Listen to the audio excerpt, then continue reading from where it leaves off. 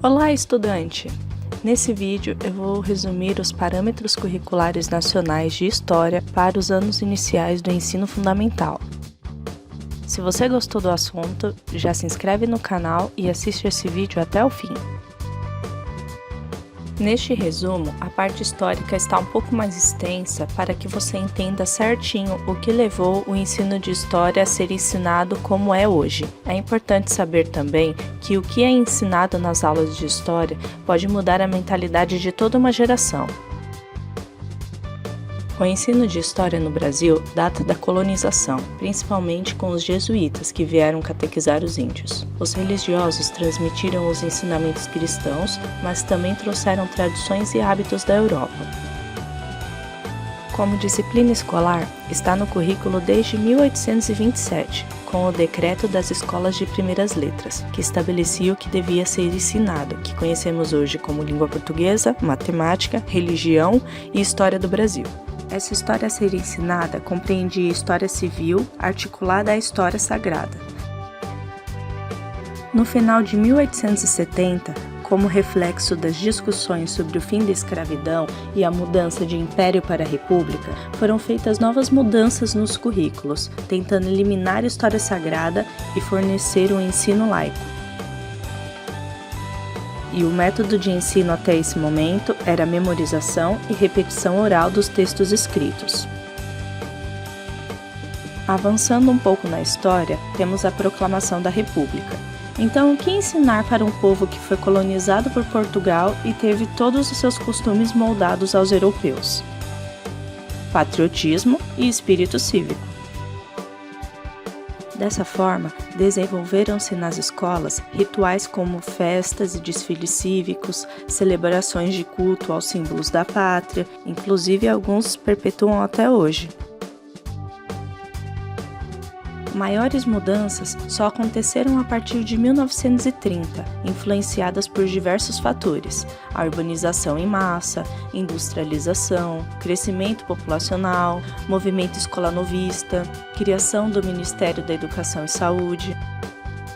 Mas na metodologia continuou tudo igual. Apesar das propostas da escola nova de métodos mais ativos, aulas dinâmicas, trabalhos mais concretos, como confecção de maquetes, visita a museus, comparar fatos e épocas, o que acontecia em sala de aula era recitar a lição de cor com datas e nomes de personagens históricos. Eis que surge o marxismo e toda aquela discussão sobre economia e conflitos entre classes sociais. Nesse período também, o Brasil vivia a ditadura militar e a LDB de 1971 substituiu o ensino de História e Geografia por estudos sociais e educação moral e cívica.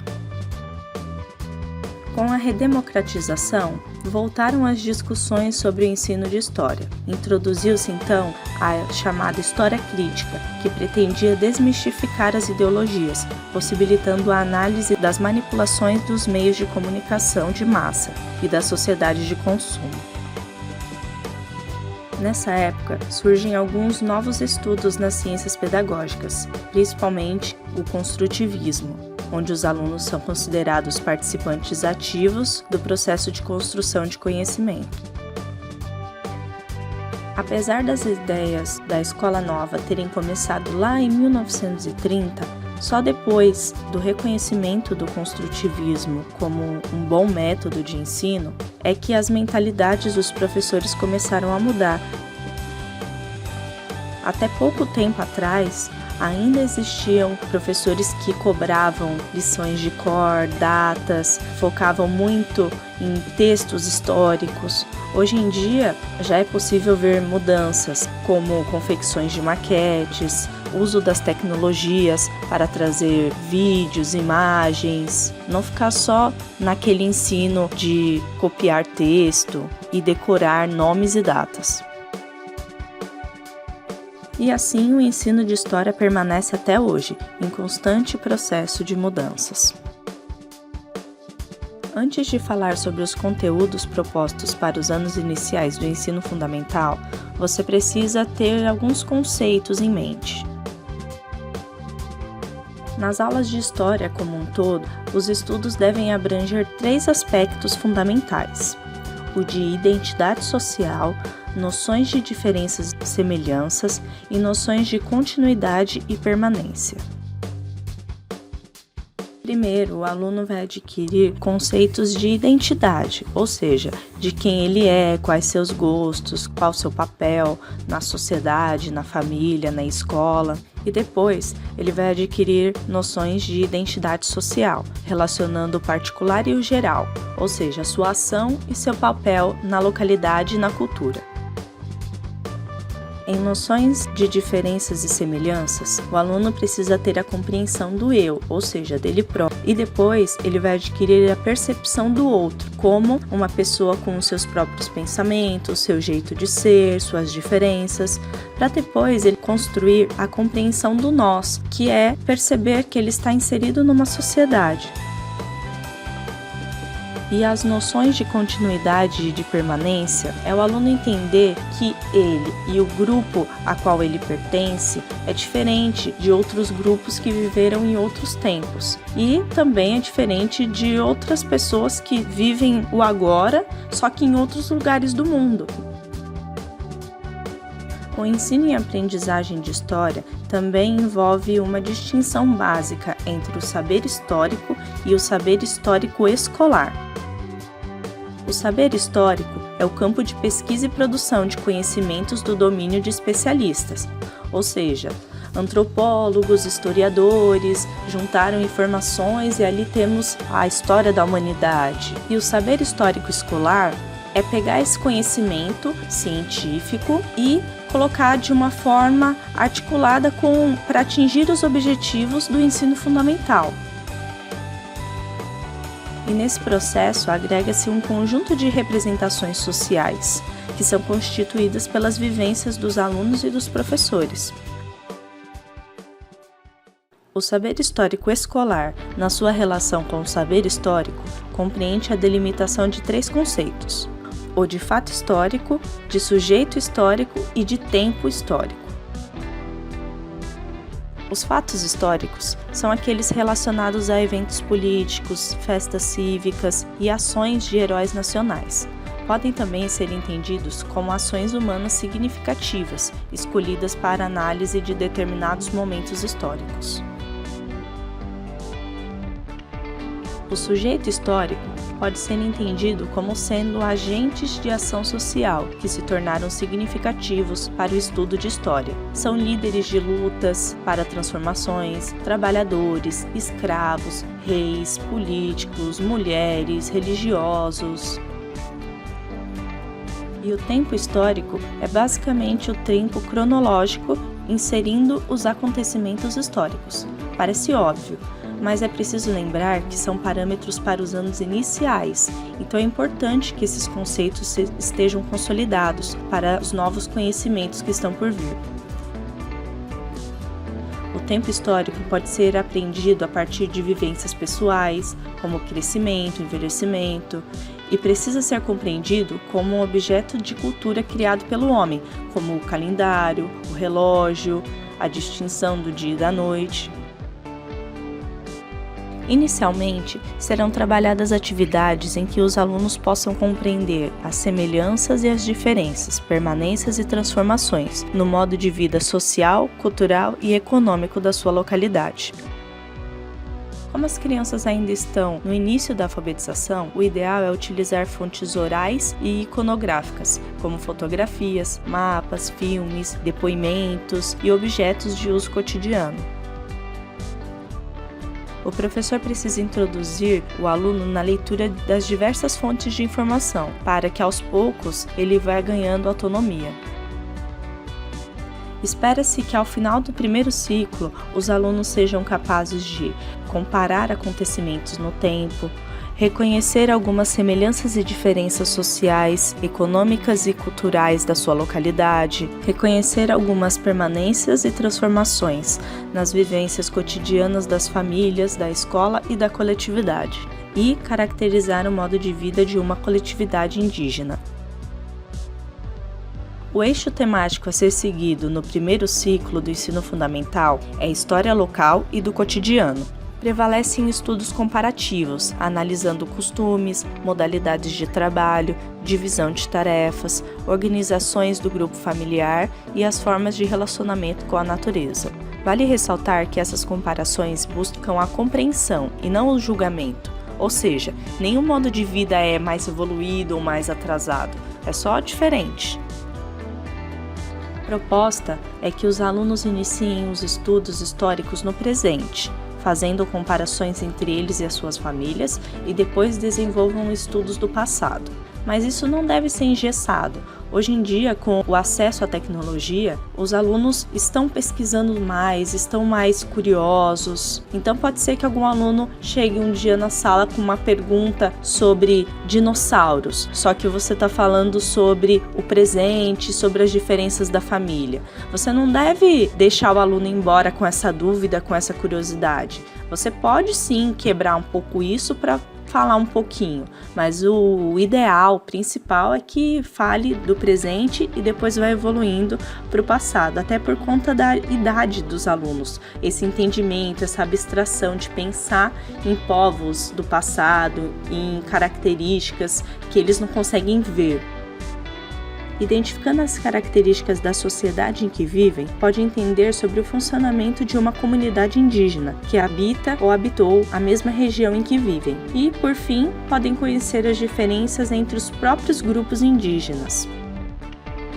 E os critérios para avaliação de história no primeiro ciclo são somente 2, mas que podem ser aprofundados dependendo de como a turma responder a esses novos conhecimentos, que são: reconhecer algumas diferenças e semelhanças no modo de vida dos indivíduos e dos grupos sociais que pertencem, e reconhecer a presença de alguns elementos do passado no presente, e vice-versa. O domínio maior da linguagem escrita permite a ampliação dos conhecimentos já adquiridos no primeiro ciclo. Então, podem ser usadas leituras de obras com conteúdos históricos, reportagens de jornais, mitos e lendas, documentários em vídeo, telejornais. Porém, não é só trazer toda essa informação descontextualizada. O professor precisa criar situações instigantes para que os alunos comparem as informações contidas em diferentes fontes, expressem suas próprias opiniões sobre o assunto e investiguem outras possibilidades de explicação para os acontecimentos estudados. Os objetivos para o segundo ciclo são: identificar ascendências e descendências das pessoas que pertencem à sua localidade quanto à nacionalidade, etnia, língua, religião e costumes, identificar as relações de poder estabelecida entre a sua localidade e os demais centros políticos, econômicos e culturais, em diferentes tempos, e utilizar diferentes fontes de informação para leituras críticas. O eixo temático para os conteúdos do segundo ciclo, História das Organizações Populacionais. Dessa forma, o estudo enfoca diferentes histórias que compõem as relações estabelecidas entre a coletividade local e as outras localidades de outros tempos e espaços, contemplando diálogos entre o presente e o passado, e os espaços locais, nacionais e mundiais.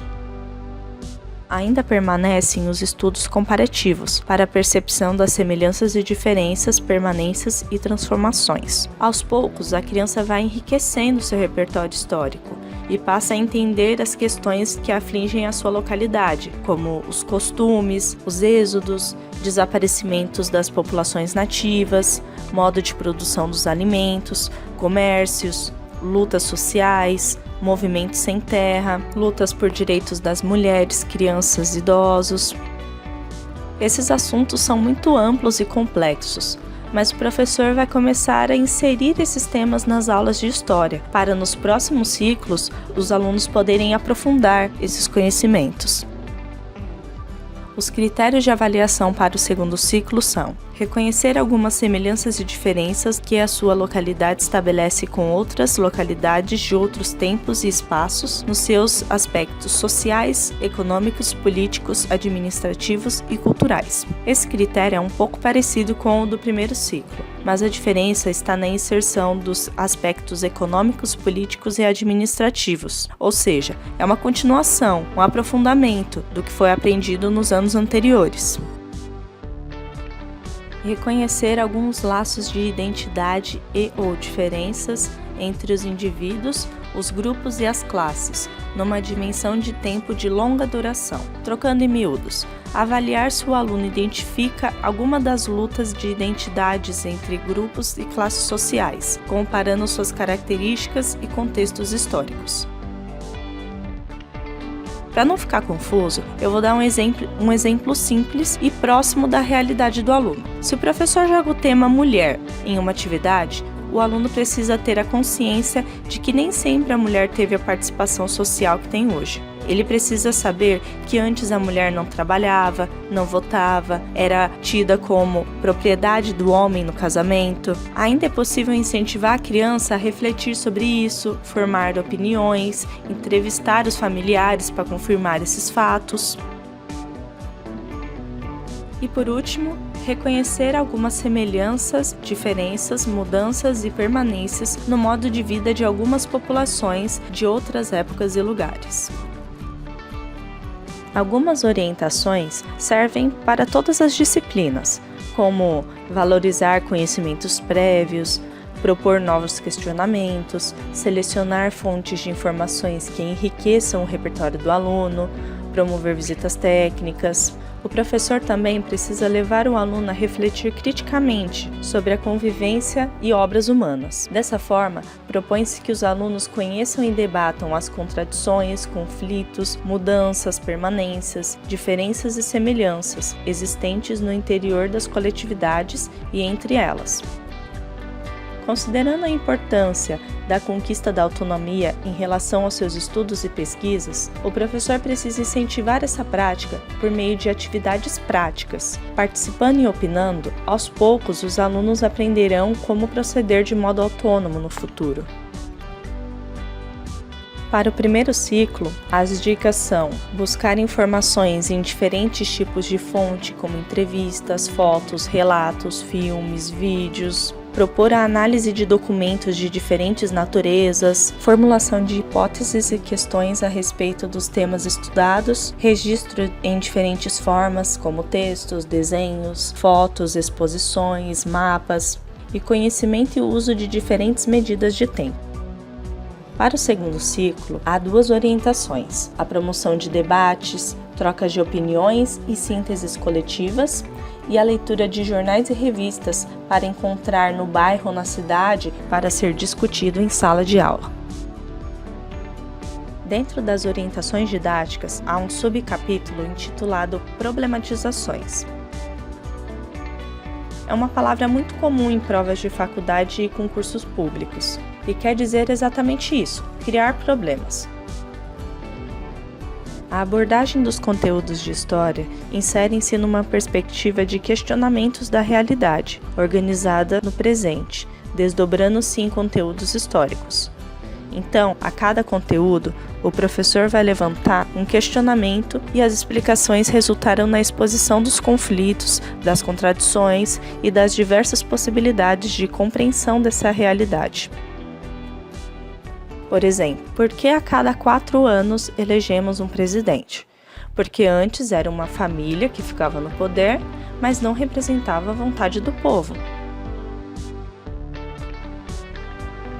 Esse subcapítulo foi criado porque antigamente só se considerava documento histórico algumas fontes escritas. Hoje sabemos que outros tipos de documentos também podem nos dar pistas de como os povos do passado viviam, como cartas, fotos, diários, pinturas, músicas, mitos, ferramentas de trabalho, roupas e muitos outros.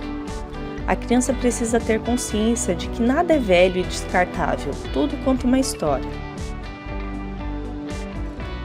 Analisando a realidade em que vivemos hoje, com a internet e as redes sociais, tornou-se muito importante falar de tempo. Os avanços tecnológicos permitiram a chegada de muitas informações, cada vez mais imediatas. Em meio a isso, a criança chega na escola com poucas noções de tempo e duração, e é nas aulas de história que esse conhecimento vai ser desenvolvido. No primeiro ciclo, o foco é o domínio do calendário. Por isso, aquele cabeçalho com dia da semana, dia do mês, mês e ano ainda é útil e justificável. Depois, é possível estudar as diferentes medições e marcações de tempo, como o relógio comum, o relógio de sol e a ampulheta. Também é possível inserir noções de tempo por meio da análise das mudanças, das fases de vida, estações do ano e datas comemorativas.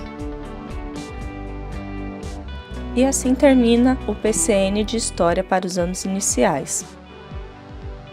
Apesar de ter menos páginas, seu conteúdo é bem denso, até porque vai de encontro com algumas concepções que já trazemos da nossa época de escola, como decorar as datas históricas. Porém, as dicas e sugestões permitem um entendimento de como planejar uma boa aula e contribuir para a formação integral dos seus alunos. Se você gostou do vídeo, clique aí embaixo em gostei e se restou alguma dúvida, escreva aí nos comentários. Até a próxima aula!